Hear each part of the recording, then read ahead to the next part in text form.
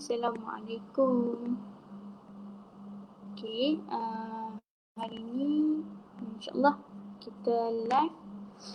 Kita berkongsi sedikit tentang ziarah Madinah, insyaAllah.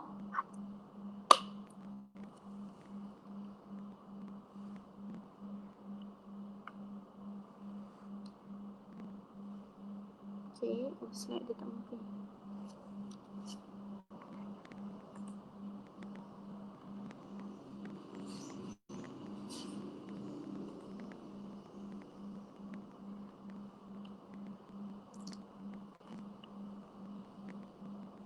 Okey, kejap.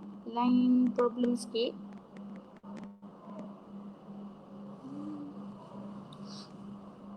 Line dia masalah sedikit. Kejap ya.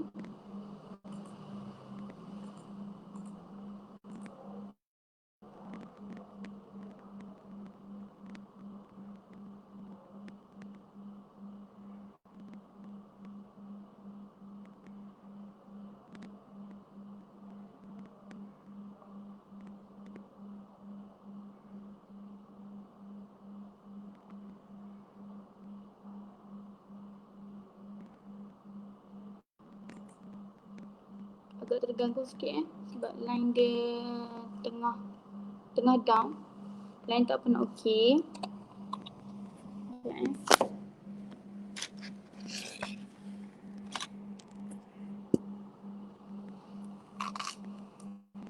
Okey.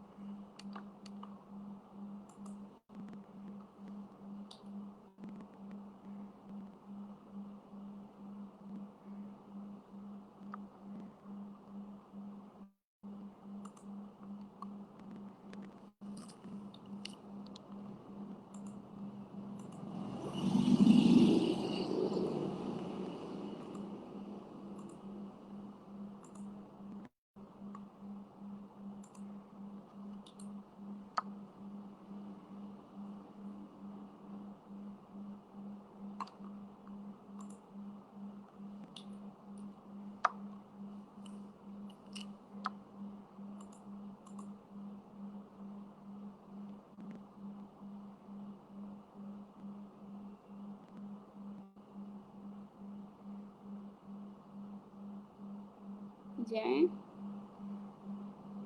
Saya tak tahu apa masalah wifi ni. Dari semalam lagi slow.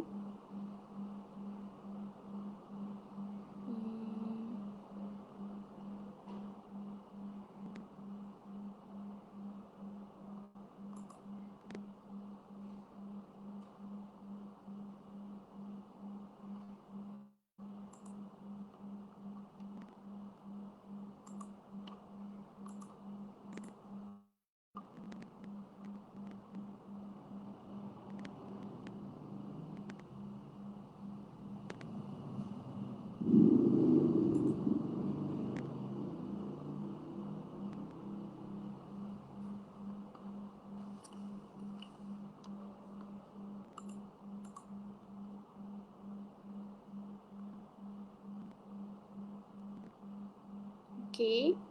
Okey. Okey.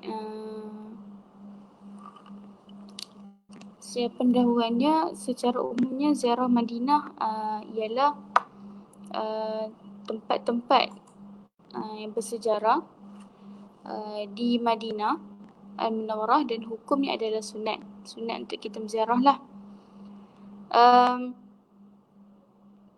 Ziarah Madinah ni terbahagi kepada dua, iaitu ziarah Masjid Nabawi dan juga ziarah tempat bersejarah di Madinah.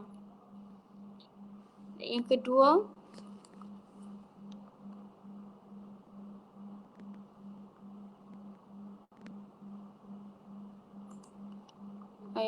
ni ialah ziarah Masjid Nabawi, maqam Nabi Muhammad sallallahu alaihi wasallam, di mana Rasulullah sallallahu alaihi wasallam telah berwafat pada hari Isnin bersamaan 12 Rabiul Awal 11 Hijrah ketika baginda berusia 63 tahun. Bahagian kepala baginda Rasulullah sallallahu alaihi wasallam terletak di sebelah barat, dan kaki baginda di sebelah timur, manakala bahagian muka baginda ke arah selatan menghadap Baitullah. Okey, itu adalah orang kata kedudukan jasad baginda.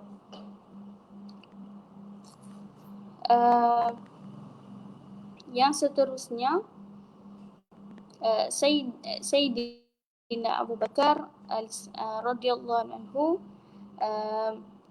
di akhir hayatnya beliau meminta izin anaknya Sayyidatina Aisyah agar beliau dikebumikan bersebelahan dengan Rasulullah sallallahu alaihi wasallam.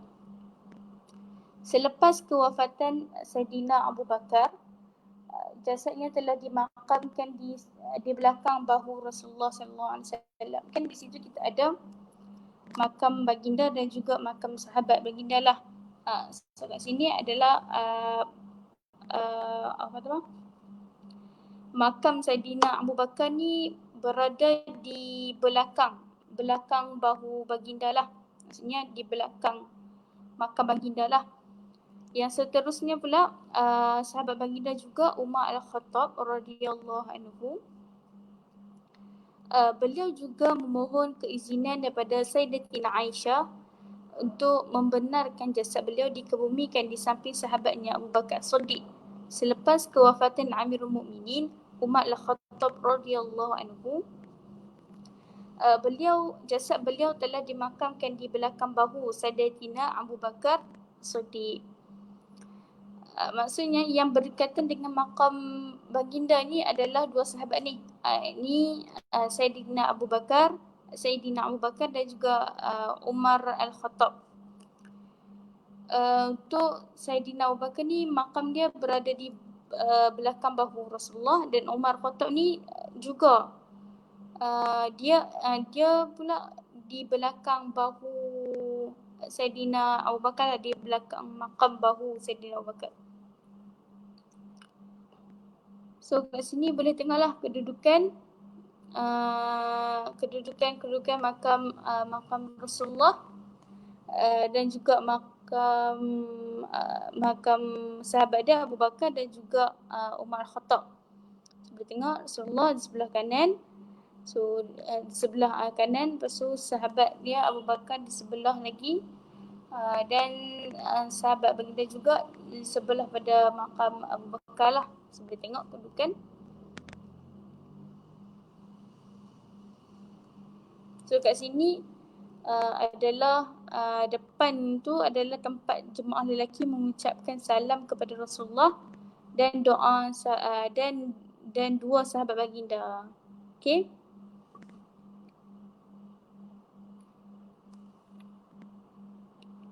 Okey. Yang seterusnya Raudhah. Raudhah ni merupakan salah satu tempat yang mulia yang terletak di dalam Masjid Nabawi, dan dia juga terletak di antara rumah Rasulullah dan mimbar Masjid Nabawi sebelah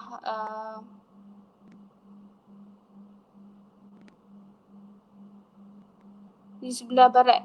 Betul lah. Okay, mimbar di sebelah barat.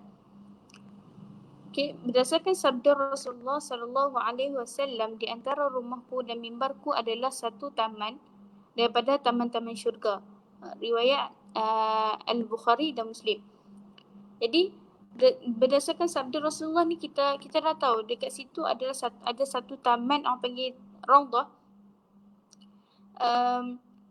yang kata merupakan taman syurga, merupakan salah satu daripada taman syurga, iaitu Raudhah lah.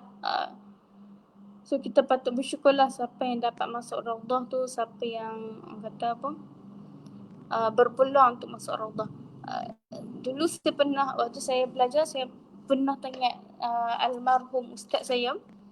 Dia pernah bercerita tentang Raudhah ni. Dulu dia ni seorang pelajar Al-Azhar. Dia belajar Al-Azhar, Jadi bila sampai je hujung minggu, mereka akan pelajar-pelajar Al-Azhar ni ataupun kawan-kawan dia ni, mereka akan ke ni lah Mekah lah untuk nak buat umrah kan. Sebab dekat je. Bila dia bercerita tentang Raudhah ni, subhanallah memang sangat kata apa, sangat kagum lah, sangat kita yang dengar ni pun rasa ya Allah teringinnya. Teringin sangat nak pergi Raudhah kan, nak masuk Raudhah.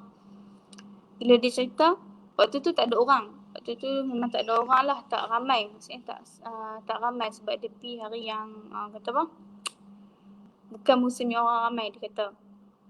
Bila dia pergi tu, dia macam mana kata, dia kata dia terlelap di Raudhah. Bila dia masuk, dia terlelap di Raudhah. Kepala dia ni memang tidur dekat Raudhah lah. Maksudnya dia kata memang dia merasai lah taman-taman syurga tu. Kita pun yang dengar ni macam ya Allah, teringin sangat nak merasai. Jadi kita doa yang baik-baik lah. Semoga kita punya kata apa, virus yang ada sekarang ni kat dunia ni hilang dengan sepenuhnya lah, insyaAllah. Kita doa yang baik-baik, kita kena berusaha juga. Hilang pula.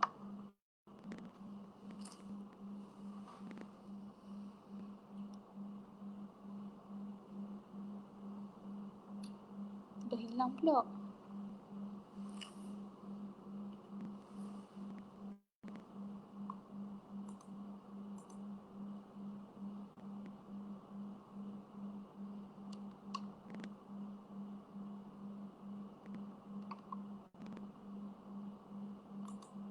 Sana Wi-Fi agak dia bermasalah juga Wi-Fi. Tak tahu lah kenapa dia semalam lagi sangat-sangat slow.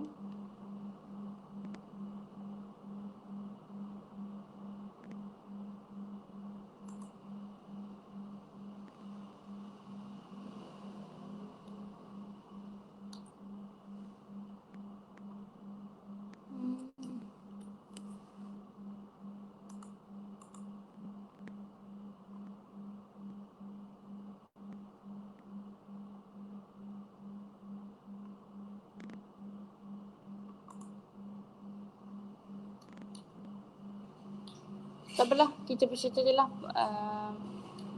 Sebab dia tak tahu lah apa masalah Wi-Fi ni.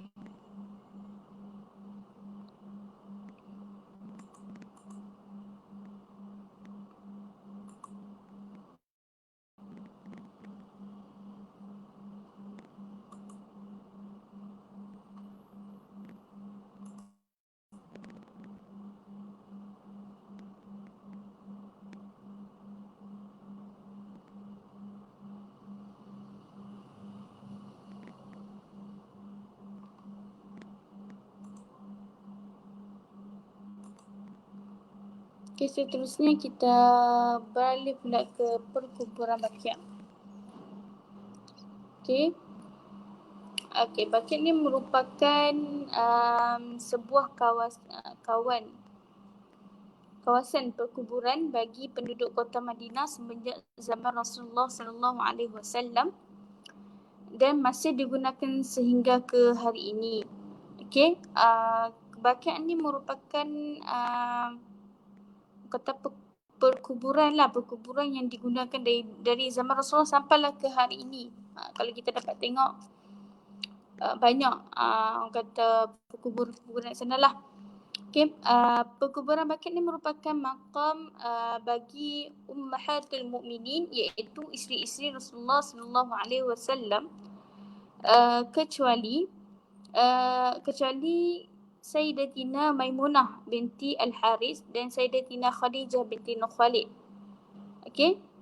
Dan ia juga merupakan dia juga menjadi tempat bersemadinya semua puteri baginda Rasulullah SAW dan juga putera serta cucu baginda Rasulullah SAW. Ahlul Bait, ahli keluarga baginda juga turut dikebumikan di sinilah, di makam Baqi' ni. kira-kira 10,000 orang sahabat yang meninggal dunia di Madinah dan dikebumikan di perkuburan Baqi'. So, perkuburan Baqi' ni merupakan perkuburan makam yang berada di situ, antaranya adalah isteri-isteri baginda, kecuali inilah Maimunah dengan Sayyidatina Khadijah. Dan perkuburan Baqi' ni juga makam anak-anak Nabi, cucu-cucu Nabi dan juga putera Nabi. Okey, dan juga ahli bait dia, ahli keluarga dia. Okey. Dan seterusnya, okey, ni adalah inilah perkuburan Baqi' lah. Boleh tengok gambar. Okey, yang mana pernah pergi tu depa tahulah. Ustaz saya pernah bercerita macam mana kita nak merasai, orang kata, kita nak menginsafi diri kita, kita kena pergi perkuburan Baqi' ni pada waktu malam supaya kita rasa insaf benda tu. Kalau kita pergi rasa siang, waktu siang kita tak akan rasa macam tu. Bila kita pergi malam, kita akan rasa, orang kata apa, keinsafan dalam diri kita lah. Tu antara ustaz yang cerita kat saya lah zaman-zaman saya belajar dulu. Yang seterusnya, part tu ziarah tempat sejarah Madinah.